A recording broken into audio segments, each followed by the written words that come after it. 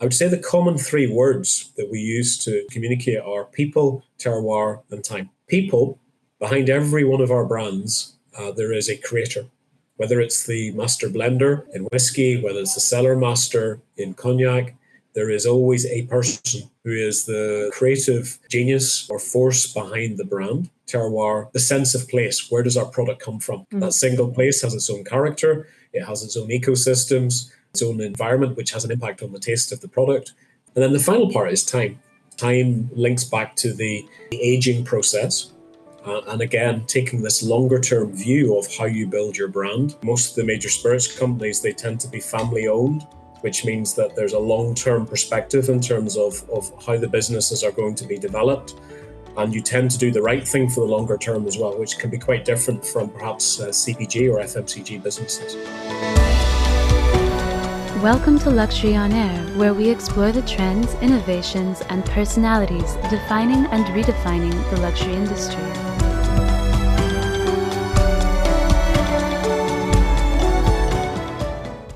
Who expects that one of the three ever created cognac bottles of Rémy Martin, Louis XIII, l'Odyssée d'un Roi, is traded at $135,000? Who thinks that in the luxury spirits industry, the planning cycle can be up to 10 to 25 years? Welcome back to Luxury on Air. My name is Karine Szegedi, and I'm honored to have the CEO for EMEA, APAC, and Global Travel Retail of Rémy Cointreau, Mr. Ian McLernon, join me on this episode of our Luxury on Air podcast, where we'll discuss the art, heritage, and tradition behind alcohol and fine spirit production. We dive into topics such as sustainability, technology, and consumer trends. Let's jump in and welcome our guest. Ian, thank you for joining on our podcast today. Karen, many thanks. A pleasure to be here. So Ian, you have evolved in the spirits industry. Can you explain us what attracted you there and what is making your days still so special? I think it's a great category or industry to work within. We work with great products, great brands, and our partners around the world. I think there's a lot of sociability involved in the role. And certainly if you look at most of the major spirits companies, they tend to be family owned, which means that there's a long-term perspective in terms of how the businesses are going to be developed. And you tend to do the right thing for the longer term as well, which can be quite different from perhaps CPG or FMCG businesses. Yeah, family business and long-term vision. And we mentioned before that the planning cycle can be very long. And it's quite amazing to understand that Rémy Cointreau is a French family-run business whose origin go back to 1724. So maybe for the listeners that are less familiar with your group, would you like to explain us just quickly what makes Rémy Cointreau, which brands, and maybe who are your main clientele? Absolutely. So Rémy Cointreau is a French origins are in France and in cognac. The business was set up by a family of wine growers in Bordeaux. Clearly, our brands that are most well known are in our corporate name, Rémy and Cointreau. You have Rémy Martin, which is one of the leading cognac brands. You have Louis XIII cognac, which Karine, you mentioned at the opening of the meeting, which is at the high end of cognac and what we call exceptional spirits, because we believe it's not competing against other spirits, rather it's competing in the pure luxury space. You have brands like Cointreau, which is at the heart of the cocktail. The number one serve or usage occasion is the margarita, which is the biggest cocktail in the US. And in many of the markets in Europe, we're seeing phenomenal growth with the margarita cocktail in particular. All of these brands, the two I've just mentioned, they have families. So you have the Herod de Brie family, who are the original founders of the Rémy Martin business. We've just had Rémy Martin's 300th anniversary. We had a large event in Cognac. And again, it's testament to spirits that you have brands that have 300 years of heritage. Cointreau goes back to the 1800s. You have brands like Mount Gay rum in our portfolio, which is the oldest rum in the world, from Barbados, again with nearly 300 years of heritage. And then you have newer brands in the portfolio, such as Bruichladdich whiskies from Islay, and the Botanist Gin, which is one of the newer brands in our portfolio. And gin as a category is doing exceptionally well globally. Then you have brands like Saint Remy, which is the leading French brandy, which is the brother or sister to Rémy Martin in many markets. And then we have a champagne called Telmont, which is one of the most recent acquisitions and additions to our portfolio. The common theme of most of these brands, and there's 15 of them, I won't name all of them, is a sense of terroir. We really believe that the land and the soil and the natural environment where the products come from makes a difference to the taste and ultimately the overall experiences you as a consumer have when you enjoy these products. So clearly cognac is an appellation. It's controlled as a champagne, so cognac only comes from cognac, and we work within the strict and actually necessary rules that are set by the appellation. But then you have other products such as rum from Barbados, where the appellation isn't as clear in terms of the rules, but we believe in total integrity in our product, doing things the right way, and quite often doing things in the century-old traditions of how they were always produced, which can be much more labor-intensive. But we do believe that terroir matters. And also what it means is that with each of our brands, you have an inbuilt CSR truth. It's not something that is always communicated, but at the heart of everything we do is looking after the land where we come from, the ecosystems that provide the raw materials for each of our great products. And the summary of all of our brands is we call them exceptional spirits. And exceptional spirits is not about price points. It's about the experience that you as a consumer will have when you come into our brands. So whether it's the entry level or whether it's the very high end, we want people to feel differently about our brands than you would perhaps with some other competitors in the spirits or the alcobev space. Well, there's a lot. Thank you for sharing this. There's a lot to unpack, and I maybe start with the definition of luxury. I mean, you mentioned exceptional spirit, but luxury often stands for quality and stands for rarity. Do you have the same attributes that would qualify for what you call exceptional or luxury spirits within your group? Yeah, I've been lucky enough in my career to spend the last 17 years in the luxury space. But if you ask people what is luxury, I think it's an individual definition. You have the academic definition, individual companies will have their own definition, but for me, it's about experience. It's about how you make people feel. I think there's a sense of emotion that comes from participating and indulging and consuming or engaging with luxury brands. Clearly, the products that we sell are consumed, which is different from probably hard luxury where they are viewed or they're used in a different way. But the difference is, the commonality is quality. Mm-hmm. Intrinsically, luxury has to be the best possible quality. Yes. And there has to be a real story behind the savoir-faire or the know-how that comes. There has to be something that's exceptional. And then you have the aftercare as well, which is being able to provide a service and making sure that the product can be enjoyed for many years to come. Slightly different with consumables is the fact that the product will be consumed over a period of time. But with luxury spirits or exceptional spirits, you tend to find that the decanter or the bottle can be placed or in your home or in the on-premise in a bar environment, and actually can take some time to finish because the level of consumption is relatively low, which is one of the macro trends we see today, which I know we'll come on to, is people are drinking less, but they're drinking better quality. And again, we believe we're prime positioned within our portfolio to play at the high end when consumers want to know where the product comes from. They want to buy the utmost quality, and they want to be part of an overall experience. But for me, luxury is a sometimes overused word.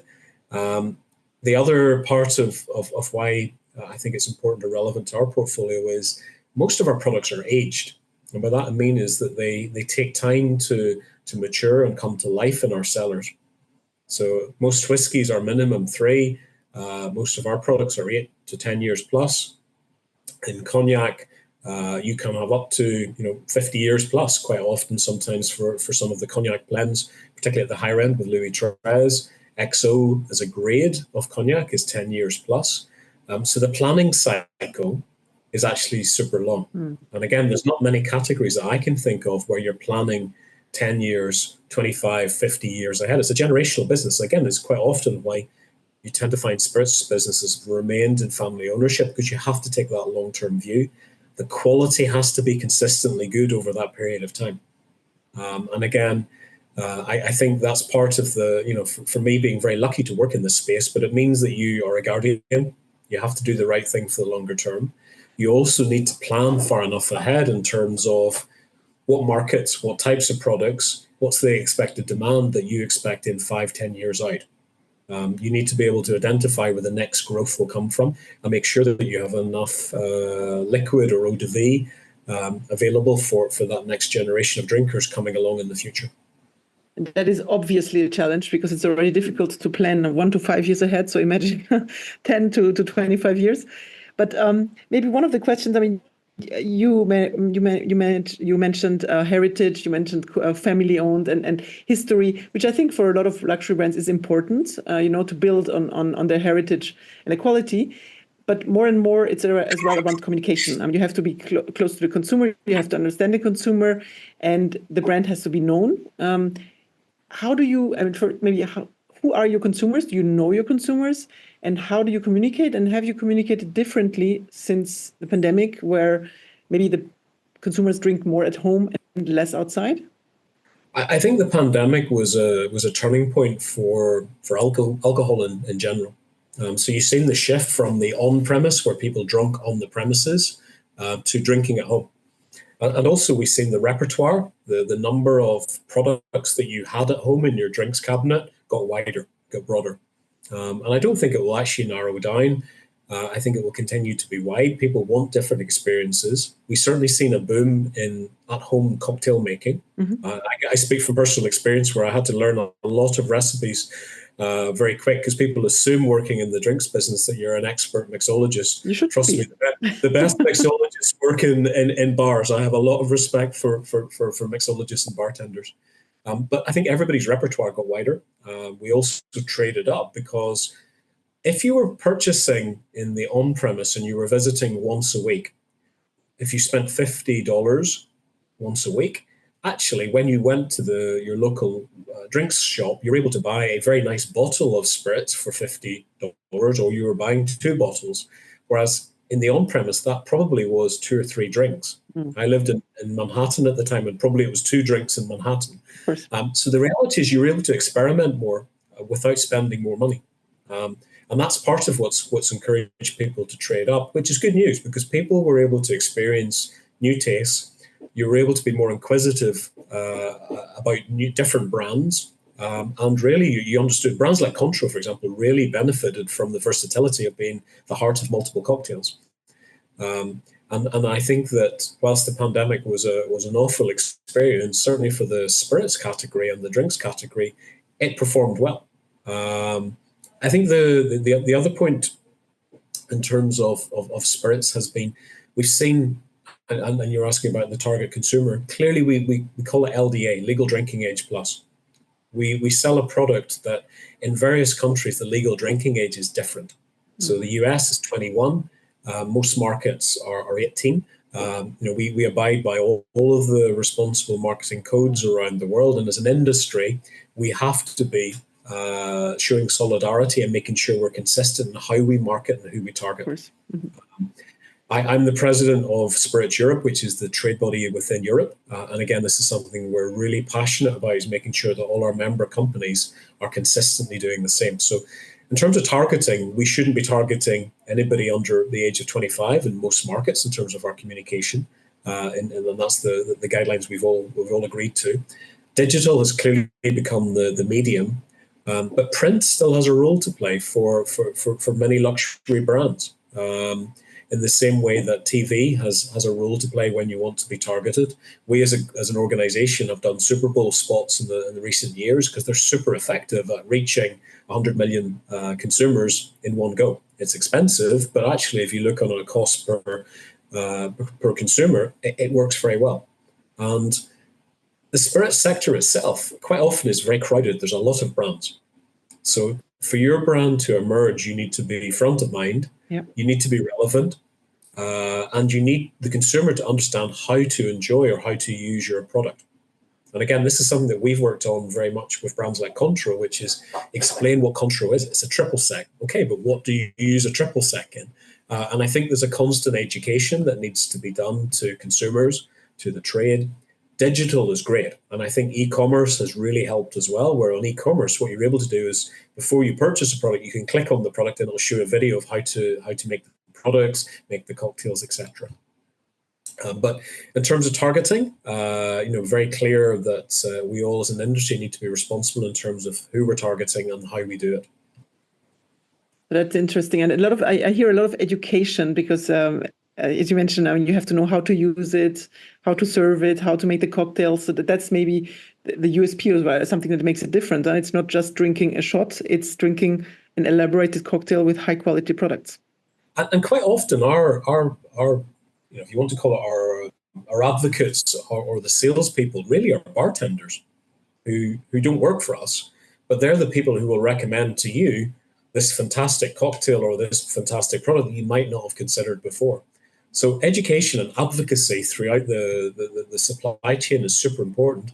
I always say to my teams that we're not just in the route to market. We don't just get our products to a market and then we let a distributor or retailer sell, but we need to really think about what's the route to the consumer, the end consumer. How do we talk to them? We may not have the transaction with them directly because it's through a wholesaler, then through a retailer, but we have to think like we are a retailer talking to our end consumers. And we need to know what they want, what are their preferences. But quite often, I find with spirits, particularly at the higher end, it's about education. What is cognac? Where is it from? How do you use these types of products in mixology? And I think that education it's benefited a lot from the pandemic because people were using social media, they were using digital to e-commerce to purchase the products. But there's nothing that the most powerful form of education is a bartender talking to you in the hotel bar or the restaurant tonight, or the sommelier recommending in the restaurant in terms of a product you might not have considered before. And I think the consumer is of course, quality has to be there, the taste, because if it doesn't taste, then it doesn't taste consistently, as you mentioned, the consumer would maybe go to another option. Then you need, the quality, and then you need as well share the values in terms of maybe ESG and family business and how you treat nature. How do you communicate around this? I mean, do you? There is, a lot of conversations in luxury around provenance. People want to know where, the leather is coming from, or the crop has been grown. Can you communicate this on a bottle? Yeah, I think QR codes have really helped us in terms of technology. Again, something we've seen a really rapid adoption rate during the pandemic, where we all used to use QR codes to order off menus. For example, we now have QR codes being rolled out across most of our primary packaging, the bottles. And it's something that I think will become more commonplace in the industry. And again, on a QR code, you can provide lots of information that you would not be able to get onto the label in terms of education, also regulatory information, and also dietary information, and then the CSR part in terms of traceability to be able to show when the product was produced, how long it's been matured. Brands like Telmont, which is one of our champagnes in the portfolio, even on the front label tells you the variety of the grapes and gives you information on dosage, which again is something that we believe is important to provide transparency. And we want to be authentic in terms of the truth of where we come from. We've nothing to hide. But again, putting all of that on a label can be very, very difficult. So QR technology has made it much, much easier. For us as our portfolio, I would say the common three words that we use to communicate are people, terroir, and time. Terroir we talked about earlier in the conversation is the sense of place. Where does our product come from? That's super important because our brands all come from a single place. Mm-hmm. That single place has its own character. It has its own ecosystems, its own environment, which has an impact on the taste of the product. Sometimes it has its own rules, which is the appellation system of cognac or champagne. And we're very proud of the communities that we support and where we come from. People, behind every one of our brands, there is a creator, whether it's the master blender in whiskey, whether it's the cellar master in cognac, there is always a person who is the creative genius or force behind the brand. If you talk to our creators, they will always say their job is transmission from one generation of cellar master to the next. And like I said, it's a really, I think, an an amazing role to have in the group, and I'm always blown away by conversations that you have with the people who create these fantastic products and how they've learned to be able to get consistency over products that have been here for 300 years plus. And again, they're the people really behind the brand, as well as the people who produce, the farmers who help us with the harvest, and the people in the full supply chain right through to the end consumer. They all have a role to play. And then the final part is time. Time links back to the aging process, and again, taking this longer term view of how you build your brand. Spirits tends to have less innovation. I spent 8 years in the premium cosmetics category, where in cosmetics, 40% of your business every year would have been newness or innovation. In spirits, it can be much lower. In most businesses, probably less than 5% innovation. So what innovation is, it will be new packaging, perhaps. It could be different cask finishes in whiskey, but you tend to not have a high level of innovation, mainly because you're laying down product for such a long period in the future. And interesting on terroir, I mean, we read more and more with the global warming and climate that maybe France is not the ideal place to grow wine anymore, and it's moving, more north. How do you feel about this threat? Is the terroir of cognac and champagne guaranteed for the next couple of years? I think anybody who works in this industry will know that global warming is clearly a threat, as it is for agricultural generally. I think that we have to be, as an industry, showing solidarity. So through the BNIC, which is the cognac appellation, there's been quite a lot of work done in terms of how we can prepare the vines, prepare the land for the future, and to try to counter some of the impacts of global warming. But again, this is part to, when we say about the truths, we know we have to look after where our products come from. Otherwise, you won't have products, or the taste of the products is altered. So yes, global warming is a reality. Are we doing our bit? Yes, we are. The industry is doing quite a lot. I think it's important that we continue to do more. And I think we can educate together in terms of the work that we do, and the efficiencies and as an industry we can generate. Yeah, I think it's difficult to predict, because if it's not a climate change, it's water. I mean, there is so much elements that make it a success.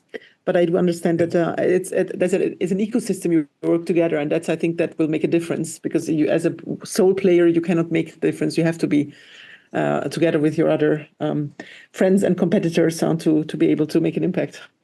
Yeah. Maybe touching a bit on the consumer trends. I mean, you mentioned the pandemic, the impact. You mentioned drinking in-house or in the bar, and the role of bartender. Now we see more and more people as well wanting to be healthier, of course, drinking less but drinking better, but as well trying to drink maybe alcohol-free drinks. Is that for you a threat, or is it a trend that you will follow as well, and to do experiment around that? I think responsible consumption is, again, at the heart of everything the spirit sector does and should do. So to be able to provide informed choices in terms of equivalence of the grams of alcohol, of the units of alcohol, which is on the packaging of most spirits, is important to educate. Alcohol is consumed responsibly. It can be enjoyed, and there can be health benefits in some occasions. But we believe the vast majority of consumers or drinkers do consume responsibly. And I think it's important that the industry shows solidarity to continue to educate. What are the trends that we see? Yes, I think that low and no alcohol has emerged, which I think is a good thing. I think, again, provides choice to the consumer. I think if I look at our portfolio, we we can always do low alcohol, because in mixology or cocktail, it's about dilution. Really what you do is you reduce the amount of alcohol you put in the cocktail, you use more juice, you use more water, for example, through dilution. No alcohol, I think, is, again, it's a good thing, because it's providing choice for the consumer for the occasions when people may be driving, people don't want to have a drink. And again, it encourages people to continue to go out and use the on-premise, which again is a good thing. I think the other trends that you've mentioned, clearly we see consumers continuing to trade up. So people are buying into better quality. They want to know the true provenance of brands, and they're interested in, for example, a number of our brands are B Corps. So B Corp, I think if you were to ask 3 years ago, most consumers wouldn't be aware. If you go to Waitrose, for example, in the UK, one of the supermarkets, they have a specific gondola for B Corp. So B Corp is starting to become more and more relevant in every day. And again, it's even harder every time you come to renew your B Corp certification, which is a good thing because it keeps everybody on continuous improvement. So I think the consumer is interested in that. And I think that how you produce, where you produce, the way that you look after your ecosystem will become more important in the future. And again, that's something that I hope comes because I believe that we do it in a very responsible way, and so do most of the spirit sector. The other trends that we've seen are more experimentation. As I mentioned, it was sped up by the pandemic. So the consumer is willing to try more different types of alcohol. So historically, you had beer, wine, and spirits. You now have blurring of the lines. You have ready to drink, which some ready to drinks are made of spirits, some are made of beer. But the consumer tends to drink or purchase for certain occasions. Consumers not always thinking about beer, wine, or spirits. What they're thinking about, what do I want? Do I want refreshment? Do I want to sip and savor? Is it the end of the day and I want to unwind? Or it's the big night out occasion where there's a lot of energy and I want to make the break into party mode. It's always an occasion, I think, that drives the choice of the brand or the type of product that you're purchasing. It's been there for a few years, but we see it more and more. It's easier to predict the occasions that the consumer has. And then the final area is in terms of trends is travel. Travel continues to open up consumers to different flavors and different tastes. So I think the consumer is increasingly international, much more aware of what's happening around the world. It used to be, and again, I've worked in the beer industry earlier in my career, beer used to be very much local. So you would buy local brands and you didn't buy international brands. Today, consumers are buying international brands, but what they want to know is that same international brand that I can buy in New York the same as what I can buy in Singapore? If it's not, why is it not? And I think this is the advantage that spirits has, that spirits generally is produced in one place and the product is the same globally. And it means that the taste, the experience is exactly the same globally. Some consumer goods, you have different formulas, different production methods, different production facilities around the world, so you get inconsistency. And without naming names on certain brands, you can have a brand X tasting totally different from one side of the world versus the other. In spirits, you get consistency. The consumer is expecting consistency as well as they travel, but also they want to be able to experiment with local brands. If you go to India, there is a burgeoning Indian single malt whiskey business. And travelers like to be able to explore new products. I was in Singapore recently, and again in Singapore, you have a lot of local Singaporean gins. That's great because it's encouraging consumers to taste different taste spectrums, and also from giftability, you're buying a gift from a particular place to bring back to your home to give to friends or family. So travel does help, and certainly I think that we see more and more globalization, but it doesn't mean that local brands can't continue to flourish. And we see this in spirits where a lot of local brands are doing well, but global brands are true global brands in the fact that they are exactly the same around the world. That's quite interesting because, of course, in luxury, why is luxury growing? It's not because, of course, I mean, the population that has access and wants to enjoy luxury is growing, but as well, expansion to white space. More countries have access to luxury and brands are expanding there. I mean, you mentioned India, you mentioned Singapore. I mean, what are the markets for you of the future? Is there still white space for you? And can you maybe share some experiences? What have you learned in Middle East or Southeast Asia when you expanded in these markets? I think that if you look globally, you still have a number of countries where alcohol is still relatively low in terms of usage or penetration. Some of it's for religious, societal reasons, or high taxation. So the world is very different when you look at our category. And it's really interesting in my job where I have multiple markets, a lot of markets, where you're trying to build the jigsaw puzzle of saying, what does the future look like and where will the big opportunities be? India, for example, is clearly it's got the burgeoning middle class, it's got younger consumers, but only about 40% of Indian consumers consume alcohol, or Indian nationals consume alcohol, so it's relatively low. But there's a lot of fundamentals in markets like India. And again, if you look at luxury goods per se, everybody was saying India could be the next China. But in alcohol, you also have a high level of barriers to entry.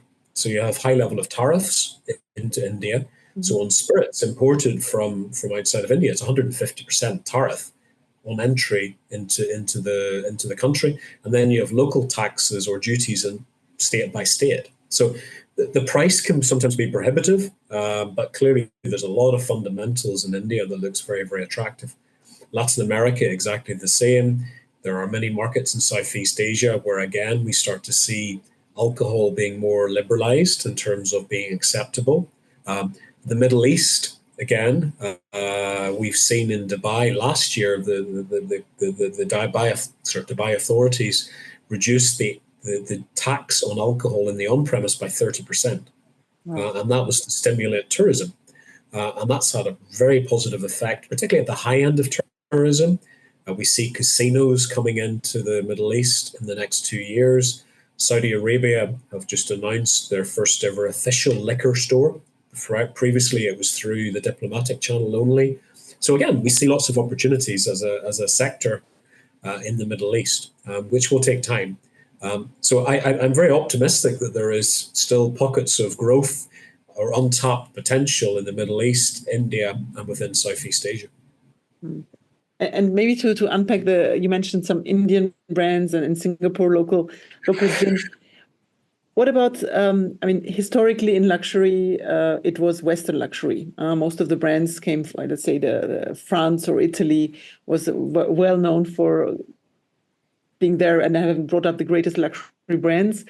And now we have, of course, US luxury. What about countries turning more inside, saying, well, we have savoir-faire as well. We have great products. Why was luxury necessarily coming from the Western world? Do you see that trend as well coming in spirits? Yeah, I believe it's good to be able to offer global brands as well as local brands, back to my previous comment, because I think it gives variety, and also within the consumer's repertoire of purchasing, people are not just buying one brand or a small number of brands like the past, where they're very loyal. They tend to change the brands based on the occasion. Is it a gift? Is it self-purchase? Is that self-consumption?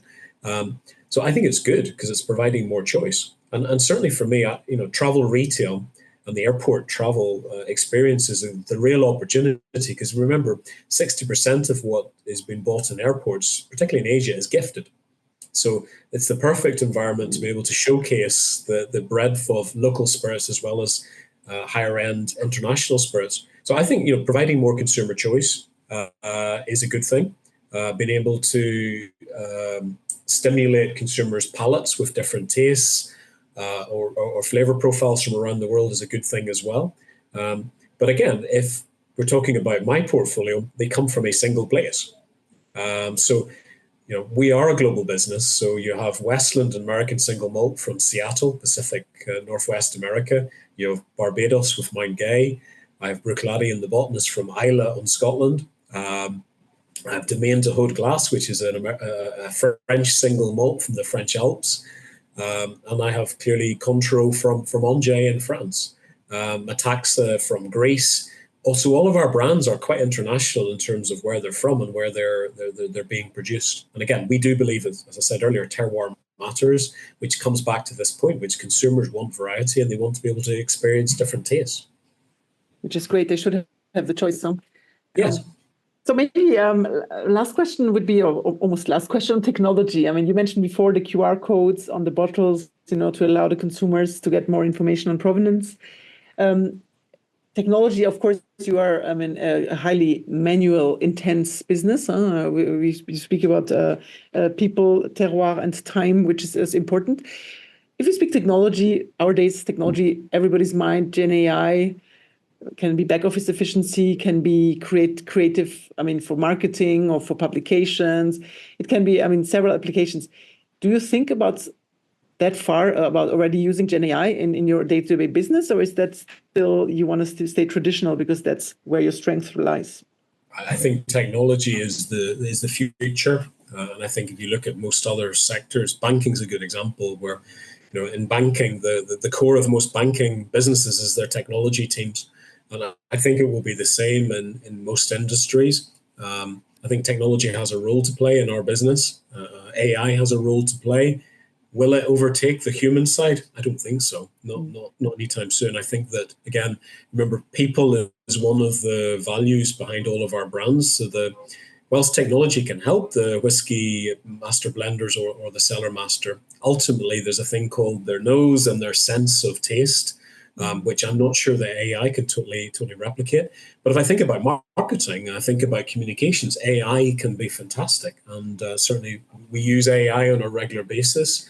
I think it can again help us in terms of reporting within our business and our back offices. I think it can help as well. So it's an enabler rather than something I would be concerned about. But I do believe that luxury or exceptional spirits, there is always going to be the handcrafted nature behind it, which is the way to get consistent quality.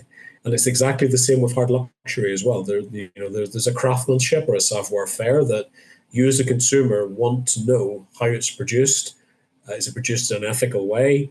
The people who produced, are they well looked after? Are they well trained? Are they artisans? And again, I believe that's really important to tell that story, particularly in spirits as well, because there's a lot of fantastic stories that the consumer doesn't know yet. And I think they're interested to know more about where products come from. And I believe in your 300 years of history, you have a lot of stories to tell. A lot of experience. A lot, and I've been in the group for 7 years, and every day I learn a new story. It's very, very rich in terms of I can't believe so.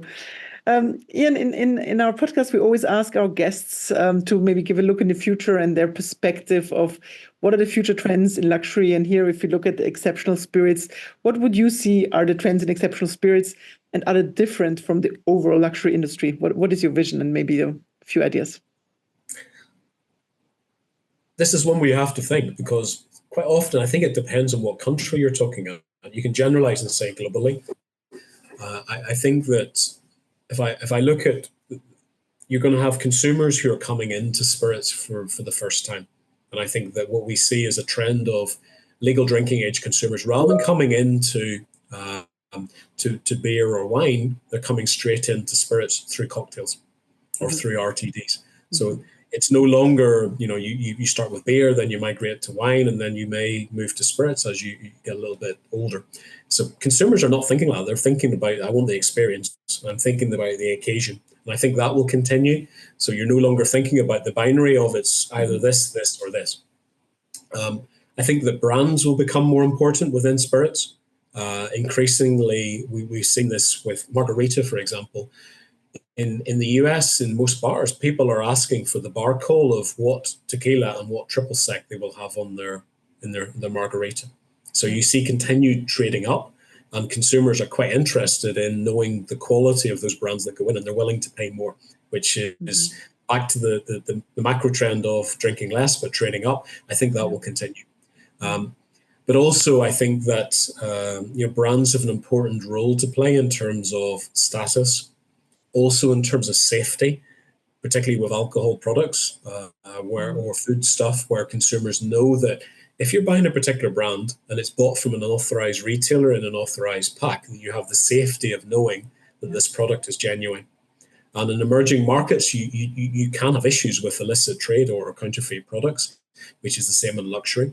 And again, I think that brands are signposts, but also trust marks that I think will continue to be important. So look, I have a positive view. I'm generally an optimist.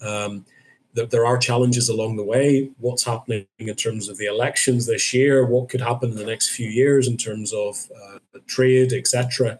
One doesn't know. But what I do know is that most of our portfolio have 100+ years of history. Our job is to keep them going for the next 100 years, and in the case of some of the brands, 300 years. I would love to say in 300 years, you and I can sit here and have another conversation and reflect back. So hopefully science will be able to move fast to be able to help us to do that. Great predictions. No, and there's so many things that we don't think about when we think about spirits. And I think this was a really enlightening episode for us, very different from what we have discussed so far. And honestly, as a conclusion, what I really liked is the social side of it. People going out again, people having, a chat, taking time to look each other in the eyes with a nice drink and talking, because we have seen that since the pandemic, socializing interactions, especially for younger people, are getting more and more difficult, and we don't know how to deal with situations anymore. So if that is a little contribution as well that you can do to the overall society, that's I think a great one, because this will be important for the future. And it's back to one of the first questions you asked me about why spirits in terms of career choice, because I love what I do. I really enjoy it. It's not 9 to 5, Monday to Friday. And I get to meet end consumers. I get to meet with our distributors and our retailers, and it's all about people. And generally, it's this sociable conversation about what's happening, how can we improve together, how can we work together, and it's not transactional. I think there's a very strong human element, done in a very responsible way, and we know that we're working with licensed products. But a fantastic category, I think, to work in, and certainly a very global business as well, in terms of opportunities for people to work within spirits. Yeah, you've made our day or our evening listening to you, feeling like seeing somebody that is important for us and spending some time with them and with a nice and qualitative drink. Thank you, Ian, for being here. It was an amazing conversation. Learned a lot. Had very much pleasure to exchange, and hope in 300 years you and I will sit just like we are now doing now and have the same chat on and talk about the last 300 years. Thank you so much for being with us. Pleasure. Thank you. Thank you for listening to Luxury on Air with Karine Szegedi and Felicitas Morhart. This podcast is provided to you by Deloitte, Switzerland, and the Swiss Center for Luxury Research. If you've enjoyed this episode, you can leave us a 5-star review. If you're keen to stay up to date on what's trending in the luxury industry, don't forget to subscribe. As always, you can find more information about the current episode in the show notes. We wish you all the best. Until next time.